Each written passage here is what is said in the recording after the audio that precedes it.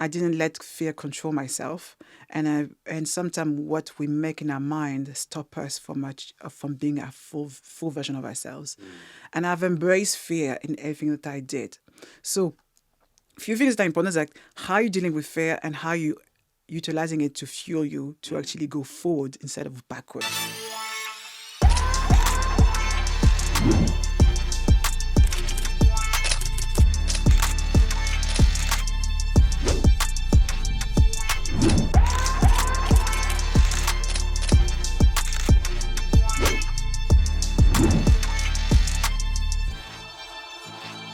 I welcome on Flavilla on this episode today. She's a repeat founder, a branding specialist, and now tech founder, and we're going to hear all about Sixth Hive, which she's recently founded. Flavilla, welcome. Thank you so much for having me. No problem. Flavilla, interested to hear about your story, growing up in France, coming to the UK, establishing yourself here. You're very well known, in the tech sector and across other sectors as well. You're, a great curation of like communities. You've been able to foster that and create really deep connections. And I've known you for some time now. So I'm really interested to kind of like unpack your story and kind of like understanding what you're currently doing now. But before we do that, it'd be great to just get a bit of a background in terms of your background up to where you're pointing to where you're at now. Yeah, it's true. It's funny because we're talking a lot on, and I'm trying to remember when we actually met, but you were there with me from the beginning, and I think you don't give yourself enough flowers, but you've always been a big supporter of me, so grateful to be here. Thank you. So who am I in few words? So Flavilla Fongang, a bit of a daredevil in the sense that I'm not afraid to do things that have never been done, but I come from Heritage Cameroon, born in Paris, moved to London, gosh, more than 15 years ago now, and I didn't speak a word of English. But I was always passionate about disturbing. Means that the path that someone has created for me, I didn't want to be my reality. I wanted to create new journeys. So my journey as a career took me from the space of oil and gas. So people don't know, but I used to work in oil and gas before.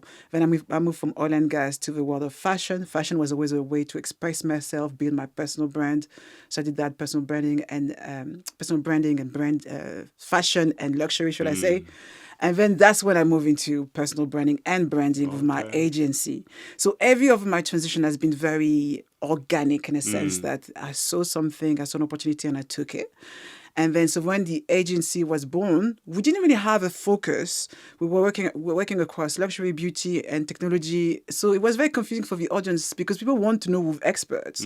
They want to know people who understand the industry. And we decided that which one made sense for us and which one excited us. And technology was a place. So when I work in technology, my clients were mainly men because technology really attracts mainly men, unfortunately, and a lot of white men. And I used to make them realize that diversity is a commercial asset, and they appreciated me for that. And I said, wait a minute, how can I also do something around bringing more Black women together and have conversation about technology and put them on the spotlight? And that's how then my nonprofit, GTA Black Women Tech, was born. But essentially it was first part of a CSR of Three Colorsville before it kind of split itself. Nice. Now I understand the background. I've been kind of like known about different parts of that story over the years, but you've succinctly put that all together. The master of pivots that you've got going on there. So oil and gas, we're talking about fashion, tech, majorly different kind of like sectors. Like how have you managed to navigate across those like different sectors and kind of like maybe reinvent or rebrand yourself or even upskill as well across those different areas? Yes, such a good question. And people ask me that all the time. And I would tell you that you never jump from one space to another. There's always a transition period. And you start building your transition period when you are still in the same role. So when I moved from oil and gas to fashion, I was working in my fashion personal brand, my expertise when I was there. And then when I had enough, I'd have built enough of my credibility and I knew that business would be coming, then I let go of it. So if you look at it, it looks like that. The transition is never like that. It's pretty much like that, top of the other. And then you slowly just let go of the other. What's important is that what people are looking for is those transferable skills. So what are those transferable skills that are useful either when I was in oil and gas to fashion, luxury to now agency event technology is those soft skills. Technology skill, tech skills, should I say, can be learned and improved. And to be honest, now, as we know, the world is completely shifting. Everybody has to relearn their own job. But those soft skills, that's what takes you very, very far. I'm talking about relationship building, communication, adaptability. That was key. But I think you have to understand that there's also an element of friction, and you have to be comfortable with that discomfort for a while, where people will also be confused about who you are. I thought you were doing this, now you're doing this, how are you doing this? So allow them to be wrong and continuously, I would say, in the right way, pollute them with information that you want to be known for. And I would say to people like, what do you want to be known for? Yeah. And what you want to be known for, that's what you need to put out there. So that you control the narrative, they do not. I love that. You've given away so many, you touched on so many different topics there that we want to unpack, specifically the soft skills. Like, how did you learn that? Because it's a big challenge for a lot of talented people in terms of those soft skills, walking into a room they're not comfortable with. Or you just even just go into that event, right? Like, there's a lot of procrastination that happens with a lot of talented people. It doesn't allow them to get to that next phase in either their life or their career stage. Like, how did you develop your soft skills? Do you know what? I think that the first leap of faith that I took was when I came to Paris, and I realized that I didn't let fear control myself, and sometimes what we make in our mind stop us from being a full version of ourselves. And I've embraced fear in everything that I did. So a few things that are important is like how you're dealing with fear and how you utilizing it to fuel you to actually go forward instead of backward. So remember, fear is important. You can control fear by having clarity around your plan. The second thing I would say, and people do not do that very often, I mean, from what I've seen around me, is that you have to have mentors. And there's mentors that are direct to you that you know, and mentors that you will never meet. And that comes down to reading books, comes down to listening to podcasts such as this one, and, paying attention to who you follow. Are you following people that help you and give you great information, valuable information? Are you following people that actually just makes you more insecure by yourself? Yeah. All of that is so important. And also people say to me when they meet me, say, "Oh, Flavia, you've been my mentor for so long." I was like, "Have I?" So yes, because I share a lot of content that I wish somebody told me. So the second thing is that you have to be comfortable with being bad. If you think about your first product, your first experience, my first time at the network, I was so bad. I used to just give people my business card and I didn't know what to say. Then I realized that, no, that's not how it works. I will just take 10 business cards and I will make 10 meaningful, have 10 meaningful relationships out of that. Some people will just be connections on LinkedIn, and some people will just be a real relationship that I want to carry through. And I think that's what's important, is that are you allowing yourself to make mistakes? We often separate success from failures, or actually it's all intertwined into it. You need to fail to learn the lessons and then get better. So anything that you're going to start, you're going to be bad at it, right? You're going to be really bad. And trust me, I've been bad at so many things. And makes me laugh now. But you have to be comfortable being bad and making mistakes and then learning from it. But if you don't learn from it and you keep repeating and not paying attention, and the last thing I would say that observe a lot, pay attention to around you. I remember the first time I went to a gala dinner and there was like 3 folks, 3 nights, like, what am I supposed to pick? I stepped back, I looked around me, I looked at what people were doing. I said, okay, they pick this. You're supposed to pick your bread on the left. Some people still pick their bread on the right, pick your bread on the left.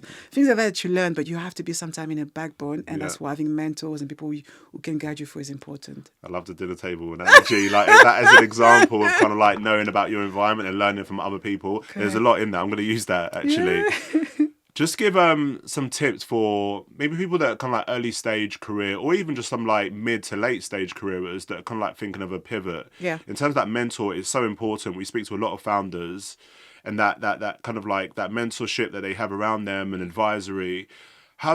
Give some advice and tips for people to find mentors. You know, they're in the middle of, Scotland somewhere in Aberdeenshire. They don't have a network around, and there's no tech events happening. Like, where can they go to and find and access mentors? What approach can they take? Yes. So there's different layers to having access to mentors. There's mentors that you will never meet. So it means that there are people that you listen to podcasts to. So what industry are you in? Find those podcasts or find those books that you can read that will help you. So these are the first layer. Then, if you can't mentor physically, try to mentor online. There's people that you're going to meet, or whatever you're sharing, make new connections. Who are the shakers and movers in this space? Start following them and figure out what they do again. That's another layer.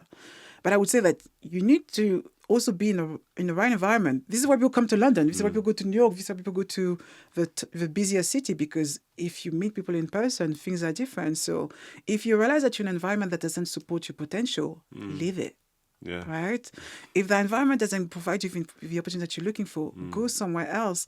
And again, be comfortable with that fear that you're going to embrace. But trust me, your mind is so good at building the anxiety, and it's not as bad as you think. But key is that virtual people that you read, take the habit of reading books. I read books all the time, and that helps me a lot. Then I go online and who do I follow that helps me think differently, reframe my thinking. Then make those connections, approach people on a regular basis, and ask them like, I love what you do, and maybe at some point I get to meet you. And then find those events, find those communities that align with who you are, and they come to you. There's mentorship doesn't have to be one. You shouldn't have just one mentor, because it's mentors for different things. I have mentors who are great when it comes to technology. I have mentors that are great when it comes to data. Mentors are just great when it comes to lifestyle. I remember the first mentor that I had was so successful. He was making 9-figure, but he had the most miserable life. And I was thinking, is that a great mentor if he's just put so much energy in one thing and has neglected every area of your life? So think about, when you look at a mentor, look as well, like, do you admire the life that they created for themselves? Or is it just work? Trust me, if you just make your life by work, life has no meaning. You have to find that right balance. And that's what you have to pick in terms of what you want from each person. Love that. There's so many advice and tips that you shared there, Flavilla. Thank you for providing that great response. So let's talk about tech. So this is what we're here, for this podcast. A lot of our audiences are interested in technology. GTA Black Women in Tech, obviously, is your not-for-profit arm, and kind of like, let's speak a little bit about that before we get onto Sixth Hive. Yeah. To speak to I've been to the inaugural GTA Black Women in Tech, which happened many years ago, and I've seen that community and all the different people that have benefited from that organisation. Can you explain a bit more what it is? You were there in 2019. I remember 2019, and I was so nervous. I tell you how it all happened, because you need to understand the backstory. I was introduced to GTA Network. So GTA Black Women in Tech is part of the bigger network, GTA Network, which was created by Russell. And one of my clients, which was a law firm, when I was agency, said to me, you have to meet this guy. You're in tech. You have to meet this guy. And I remember the lunch was like £100. I was like, do I want to spend £100?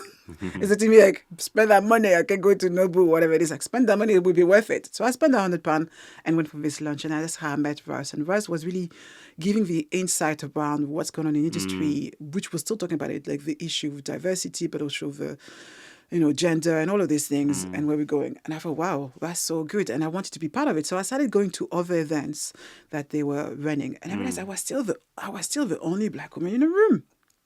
He said, what's going on? And I said to him, like, why come there's a lot of Black people in this room?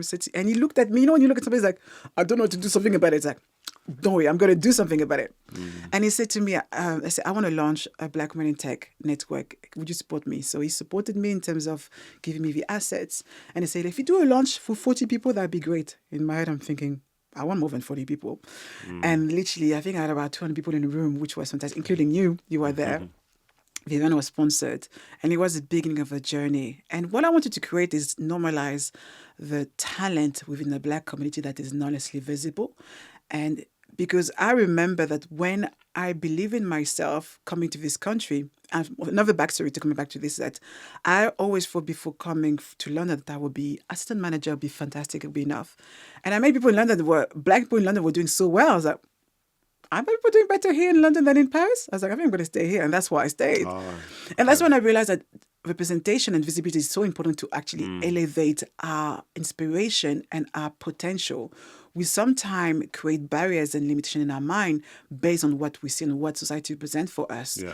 And I wanted to change this. Like, well, let me show you there's so many fantastic Black women who are entrepreneurs or professionals who are doing some great things, but we just got, just in the work and don't pay attention to that. Our visibility also have an impact. And this is why we created it. And then in the back of that, we've been producing The Voices in the Shadow, the book that is also sponsored by Spotify, I should say.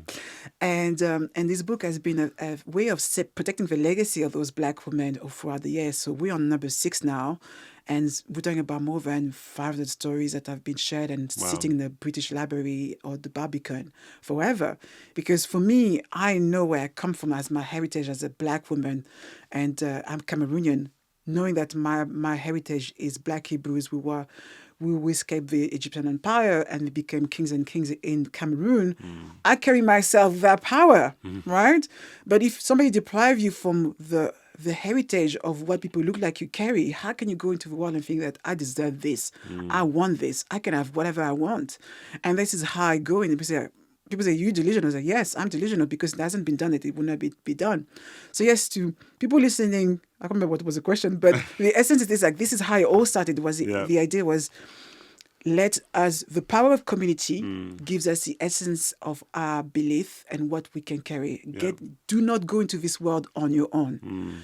If I didn't have you and if I didn't have other people in this space, I wouldn't be where I am. So when people see my success, don't just see me, see people that have believed in me and open the doors for me. But if I stayed alone in my room and not going out there and put myself out of my comfort zone, this would have never happened. Love that. So you're always talking about getting over those internal challenges that we all kind of like face right in our everyday.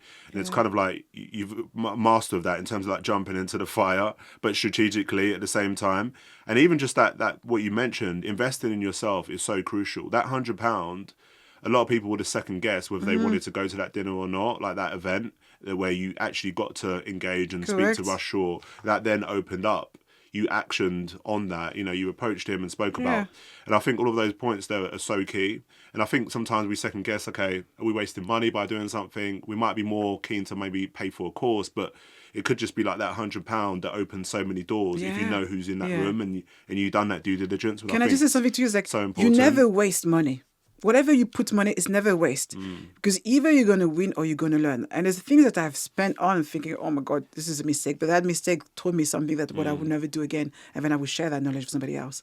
So whatever you're doing helps you with your own personal journey, but also help you become that voice that also can guide and build your leadership package, right? So there's never a waste of money, but you also have to spend the money, because if you always go to free events, you're never going to meet the people who actually say, I'm being more mindful of where I'm networking. So people spend the money, they're serious about being in that room. So it's important. Great. So this is you embedding yourself in tech now. Like we're speaking about, GTA, you're in that environment, you're with the other communities, with Russ Shaw, etc. Super influential. Everyone check out London Tech Week, and you should be here, annually. It's a great period in June. Let's talk about Sixth Hive. Yourself becoming a tech founder. What is Sixth Hive? Provides an intro to that, or a pitch, elevated pitch for our audience. Oh my gosh, yes, I love that. Putting me under pressure. One thing I would say that I'm a tech founder with no tech skills, but I want to tell you that shouldn't stop you. What's important is that what the vision of what you're trying to create is important, and go with that. So. And I need to give a bit of a background. So Sixth Hive was created and exists to help you turn connections into business relationships. Nowadays, I tell you something, I have about 36,000 connections on LinkedIn. Do I know all of them? Absolutely not. But if I knew all of it, first of all, it would be impossible. I don't have that many days to give to be able to know all these people. But imagine if having just 100 people that we can build together and really do something. I think now social media platforms have been created to just for focusing on the wrong metrics. I think what's important is that what really happens when you meet somebody, how can I help them, and vice versa. Even if I don't help them, what can I contribute to whatever goals I believe in? So I created Sixth Hive, the social business opportunity platform. It's not a social media, but it's a social business opportunity platform to make it easy for people to achieve whatever it is with their career goal, their entrepreneurship goal, or their scaling goal. And what I realized was missing is that the platform that make it easy to match with people that are aligned with your interests, your goals, and you're not wasting time. Social media gives you anxiety. I don't know. I'm telling you, if you feel like you're always going to miss out, there's always something to consume. And people spend about 5 to 7 hours a week on social media. And you ask them, what did you achieve out of that? Nothing. Okay, great. So you basically waste a lot of time consuming information, but not actually doing a lot of interesting things. And I wanted to create a space where not only you can build a credible profile, because I'm a marketer, so I know how I've recreated a UX experience that makes it easy to understand what is your credibility, what you bring to the table, but also better connect with individuals. If you think about group chat where you're added to a group with 600 people, you don't know who's in a group. I wanted to create a group when you create a group chat on Sixth Hive, you actually know I'm speaking to Richard from Spotify advertising. Okay, fantastic. And I know that what he's saying and I can go further in this. Or when you're creating your event, you can create your sponsor card. So there's no massive difference from what exists, but the feature that makes easier for us to go further together as one is where the magic happens. And this is what I want to do. But most importantly, I wanted to give people the insight and saying, okay, well, I'm doing this. What am I missing? People in the same space as me or my industry as me, or what my community wants from me, but also because data is power. We know right now, the top companies in the world, if you look at the stock market, everybody's investing in tech companies. If you're not, I don't know what you're doing. It's data driven. Everybody understand what they are. And I've learned this from mistakes that I made with GTA Black Women in Tech, because we didn't master the data. We built a community. We were passionate. We are passionate, but we were not necessarily business minded or data driven. And I want you to fix that for every communities or organization or companies who have not put the foot down on their data. And that is so important, right? So nowadays, now we have obviously AI who's playing a big part of it. That's something that will come later on Sixth Hive, but at least be better at presenting yourself, be better at connecting to the right people, the right communities, the right companies, the right companies, and then you don't waste so much time, but you achieve better results. Got you. So social business opportunity platform, super clear. You're solving for that problem. We're all in these big WhatsApp groups, communities, etc., and we're basically essentially talking to another telephone number. We don't actually know who's behind the text that we're speaking to a lot of the time. So that's what you're kind of like solving for, and obviously there's going to be loads of opportunities that are baked into that as well. A lot of our people we speak to, in the comments, they speak about they've got amazing ideas, but it's very hard to execute. Like taking that first step to maybe founding a tech platform. You just mentioned there you're not a technical founder, and a lot of the great founders aren't technical, right? Okay. It's about the team a lot of the time that surrounds them. What steps did you take to founding Sixth Hive and actually building a tech platform? Yeah, I think before wasting your energy, broadcast the idea. Okay. I broadcasted the idea to say, this is what I'm planning to do. Yeah. And don't be scared. A lot of people say, I don't want to say somebody's going to steal my idea. I told my idea, but execution, that's where the magic happens. Yeah. And it will depend. I can tell you I want to bake a chocolate cake. You're going to bake a chocolate cake differently from me. So there you go. What's the problem? So I think step one is to broadcast your idea to make sure that there's enough interest in what you do before you start spending hours and years building something that nobody wants. So that's what we did. So we just say, okay, this is what we're trying to do. So social media, that's what social media is there for. If people have enough interest, then we go forward. So before going to investment, I actually invested some of my money. So I put 10K behind the brand. So we did actually a white label. So we didn't actually create the real platform that will come out in 2026 this year. It was very much just, okay, so what already exists, with some people doing some white label, you can just test it. And it was, I don't know, can we swear on this? It was bad. It was really bad. The UX was terrible. But again, people still sign up. That's what's the beauty. It's like, I believe in it. It's not great, but I want to be there. I want to see. And then people can say, wow, there's a lot of people on this platform, which was brilliant, right? And then what was great about launching a bad product is that what we can do better. And I think it's also key to do that. So step one, broadcast the idea, see if there's enough interest. Yeah. It's always good when you can put a lot of your money in upfront. If you don't have it, there's grant, there's opportunities to help you, support you. Speak to the right people. I think people will say that I'm trying to do this, and they will introduce you to the right individuals who can, again, introduce another person. Don't be afraid to share. Speak to people that will not kill your idea, or be also honest about, maybe we need to think about that angle. Or we tell you that somebody has already done this, maybe you should think about that. You want somebody, what I mean is that your idea might be bad. You want somebody who kill your idea or help you pivot it in the right way. So it's like, you think about this, maybe do more research, right? So maybe you kill your idea yourself before you do something else. When you're not, then start building something small. Think about niche, very clear about your niche, who you're targeting. The more niche you are, you shouldn't be serving everybody. Serving everybody, you're serving nobody. You should be serving a very specific niche. Find those individuals. Tap who already have a similar audience to you, so you can collaborate with them, so they don't see as competition, but that added value. I think what's important that when you are an entrepreneur is like, what can I give instead of what can I get? Yeah. If you go from that angle, you will always have people who give you 20 million times. And then when you have that, then it's time to think that, okay, I need to go further, go and get that money. Sometimes I want people to think, go and build Rockefeller ideas. We sometimes think too small, like, and this is what I think about Black women tech is great, but it's a small niche. It will never be a Rockefeller idea, but I didn't create it to be a billion-pound business.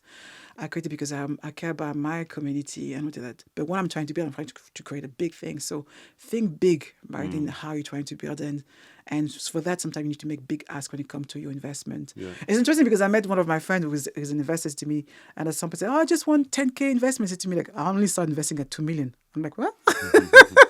And this is important because you see sometimes people do massive fundraise and they get this loads of money. It's because they ask big. And sometimes you're just afraid to ask big enough. So I'd say that one lesson that I've learned is that ask big as well. So there's a step to this madness, but start by not being afraid to broadcast your idea to the right people. Got you. So user research, obviously key for everyone else out there now in terms of that being able to do that market research, a very cheap and effective method, right? Leveraging social media, as you kind of like said. Built your MVP, tested out with that user base, built that kind of like core focus to that niche kind of like opportunity group. You did a fundraise. Yeah. Like, what steps did you take? And kind of like, you've always been someone that's kind of like not been scared of no's. Yeah. Now, this is something we speak about with a lot of founders, about not being afraid of no's, rejection, facing rejection, dealing with rejection. Talk about us that lead up to fundraise. Like, how did you get pitch ready? How did you approach angels or VC? And kind of like, how did you deal with rejection as part of that as well? This was definitely one of the biggest challenge of my life because I've never fundraised money whatsoever. What I was good at is obviously have a network. So that really helped. People say to me, how do you get $300,000 for your startup? So one thing that I would say to people is very important to remember that the network that you need today, you need to build it yesterday.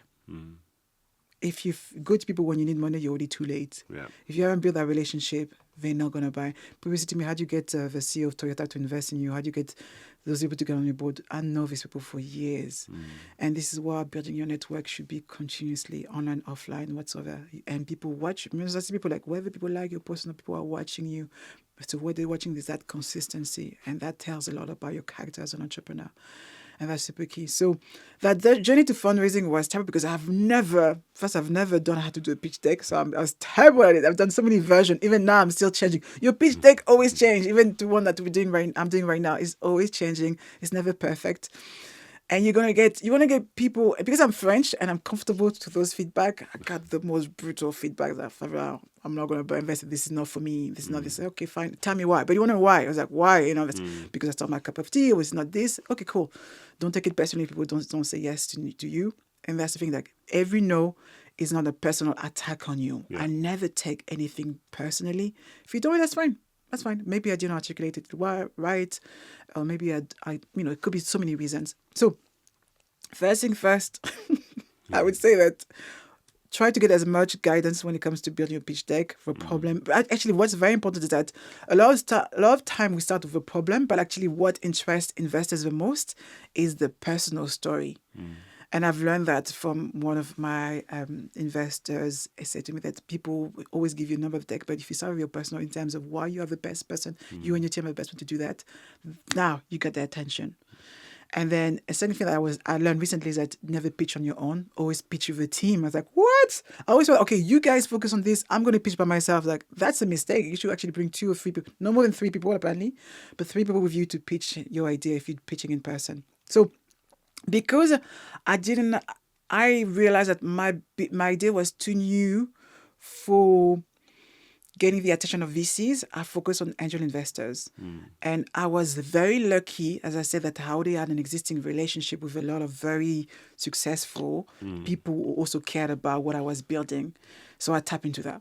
So some of them were first-time angel investors. I had to explain about SEIS. I had to do you told me about the SEIS and stuff. So there's a lot of things I didn't know about. And also, so like, even if I didn't get something, I got something else out of it. So there's a lot of things I had to learn about. And a lot of people, I think what's important to tell people is that people have to believe so much in your idea before whatever you're trying to do. Like, I like what you're trying to do, but I want to support you. Even if I don't need to know the details, but I like what you do. So your personal story and that emotional attachment is super, super important. And then I would say that if you don't master your numbers, have somebody in your team, especially your fractional CFO, to be there to talk numbers, because I wasn't good at this. I was good at telling the story. I wasn't good at, okay, what's the expectation for this? So I had to learn, a little bit of it. And I realized that you don't have to be good at everything. Just bring that person in your team to do the conversation with you. So they will articulate it better than I would ever do. But at least understand the basics. So if a question has been asked on the spot, you know what to say. So yes, so first thing first is that network, build it now when you need it tomorrow.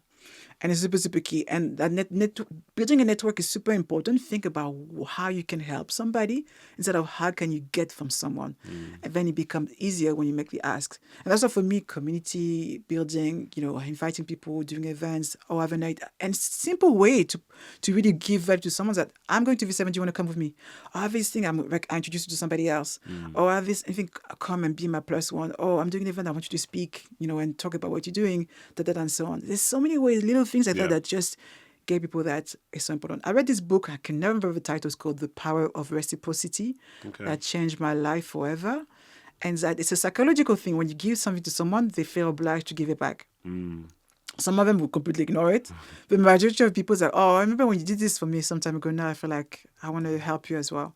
So if you understand the power of reciprocity and apply it not with bad intent, but with pure authenticity and genuine interest for someone, the world will always give you 10 times fold. You dropped loads of tips for repeat founders or just founders just in general, right? People that are thinking about their idea and raising.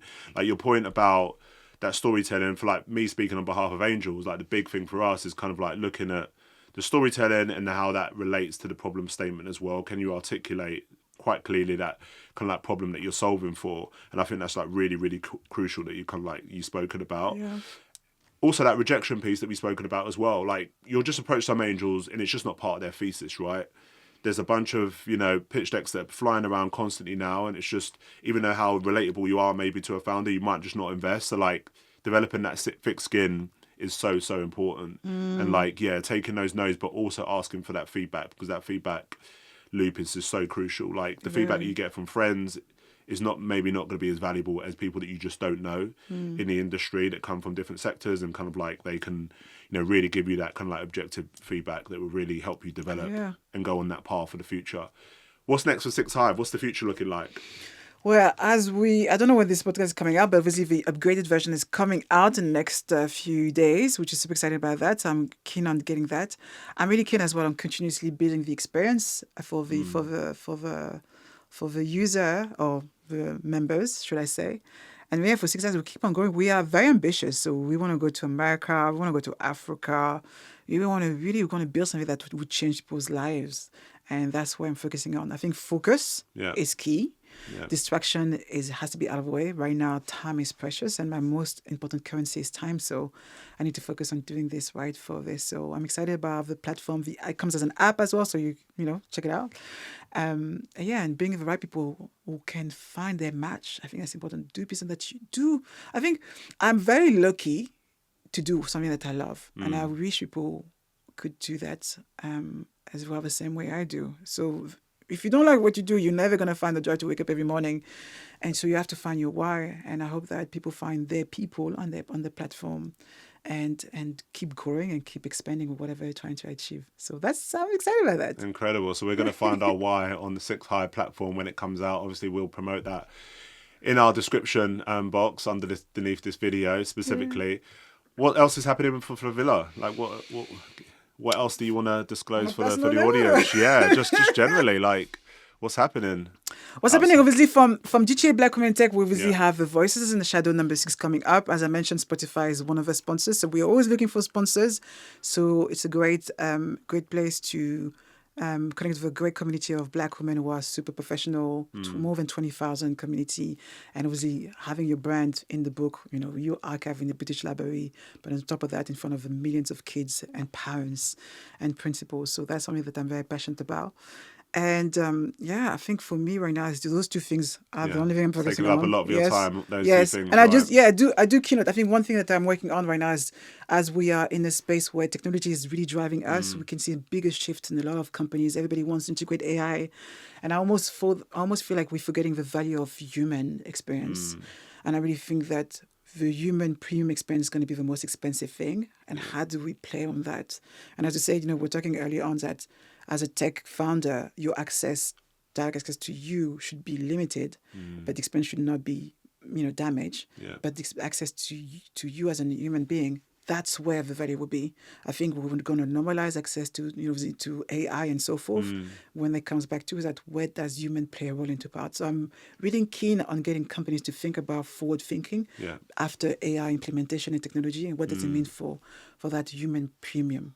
Love that. We're going to look out for a lot of the speaker gigs and stages that you'll be on for the rest of the year and in the future.